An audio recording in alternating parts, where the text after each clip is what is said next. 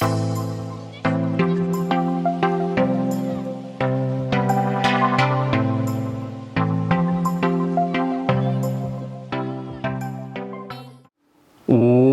up, collectors? This is Parlay J here with you today. And today I wanted to talk about this thing called qualifiers on PSA graded cards. Now, if you're new to the card collecting game or you're returning to card collecting and this whole concept of card grading is new to you, don't worry, because it was new to me too when I got back into it. So this video is to clarify at least one piece of it, and we've got a lot of videos on tap and in the channel that highlight a lot of other aspects of card grading. So what is a qualifier? So a qualifier is when a PSA card is graded, it comes out with a couple different things. It's encased in what's known as a slab. It has a grade on it on a scale of 1 to 10. And then sometimes next to that scale of 1 to 10 grade, you'll see in parentheses a couple of letters. And those letters describe additional aspects or qualities of the card that could have or did significantly impact its grade. Now, I always thought it was a little strange because, for example, you might have a PSA 9 in a card, which means it's a 9 out of 10 on the scale of perfection. You might also have a PSA 9 and then in parentheses, a qualifier. Now, if you measure them up next to each other, if that card didn't have the issue that the qualifier is talking about, maybe it would have been a 9. But in this case, it is not a 9. So in a way, it's kind of deceiving because you look and you say, oh, it's a 9, but in reality, it's got something majorly wrong with it that makes it worth far less than a 9. So maybe PSA could have tackled this a little bit of a different way, but you just have to get the hang of it and learn exactly what it means and learn to look out for those qualifiers. So there's 6 of them that I want to share and explain what they are today. So qualifier number 1 is OC, which represents off center. So one of the aspects of grading a card is how centered the picture is on the front and the back. The Gem Mint 10 version of any card is a perfect centered card. And they actually make tools that you can place over a card when you want to get them graded to determine if the ratio and the centering is truly Gem Mint 10 or is a little bit off. So that's kind of cool. I will try to find one on eBay and put it in the description below, a link in case you want to purchase one. It comes in handy when you're trying to grade loose cards and figure out which ones have the best shot at a 10. But when you have a card that's off-centered, it basically means the photo is shifted on the front or the stats on the back are shifted, whether it's up, down, left, or right. But the entire picture has to remain on the card for it to be off-centered. If it cuts off, then that is actually another one of our qualifiers. The second qualifier is ST, and that stands for stained.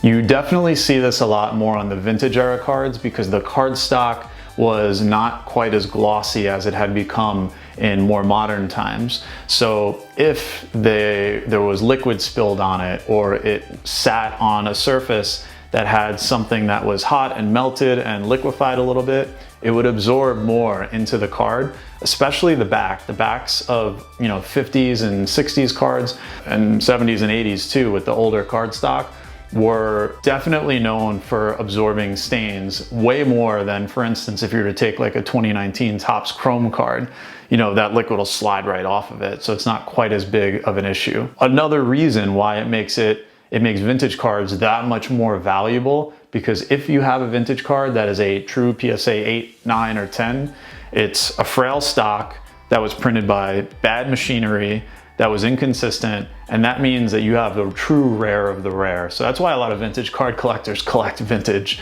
because that's true rarity at its best. But staining is pretty simple, and staining basically means when liquid or something has absorbed into the card and it looks like a blotch.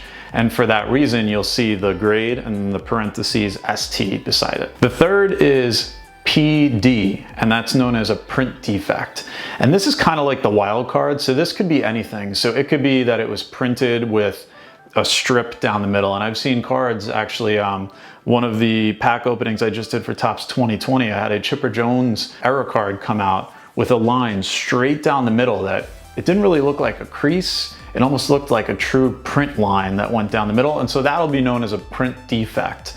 A lot of these qualifiers and their characteristics, they kind of feel like they blend into one another and they're the same, but there's very nuanced, distinct differences. And so a print defect essentially means that it came out off the printing presses with that problem right from the get, and it wasn't anybody else's fault but the actual company that printed out the card. So PD, print defect, is qualifier number 3. Qualifier number 4, out of focus, letter OF. So when you see OF, it doesn't mean outfield next to a grade. It means that a card is really blurry. And you see that a lot in older cards, again, in more vintage cards, because again, the printers weren't quite as good. And I'm sure, you know, the photography equipment at the time wasn't quite as good as well. One that I recently saw, which was really interesting, was the Pete Rose rookie. They are notorious for being out of focus, those 60s cards. So it was very interesting to see that actually in person next to a PSA 9, or I didn't see a 10 in person, of Pete Rose, and see the difference in the focus on both those cards. So when you get a card and it has OF and it's out of focus, it means the photograph quality was just wrong, and so it looks blurry as a result. Again, it was nothing that any human after the process of printing did to screw up that card. So number 4, OF, out of focus. Our 5th qualifier is MK, and that stands for marks.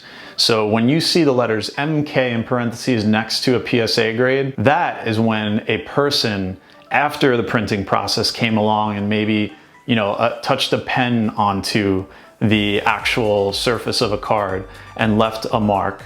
Or maybe it got nicked up on the front and left a mark. Or maybe there's some sort of a, you know, sticky gummy substance that adhered to the card and left a mark. So very different between that and stains, where again, stains is like absorbed into the card, mark is like on the surface of the card for the most part. You can argue till the cows come home that an ink blot could be considered a stain or a mark, but it all depends, and PSA has qualifiers for each of them. So number 5, again, MK is marks. And the 6th and final qualifier that we will go over today is the letter MC, and that stands for miscut.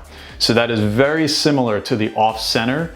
The biggest difference is that the miscut, again, was a print defect where the photo of either the card you're looking at hung off of the card and was cut, so it looks like it goes beyond the edge and you're missing a piece of the photo, or you got that other card that was cut and a photo that looks like it came from another card came into the picture of your card. So miscut is when it was going through the printing press, didn't line up, some of the photo got chopped off. Not to be confused with off-centered, which means the photo is entirely on the card but just off a little bit. So the 6th and final, MC, miscut.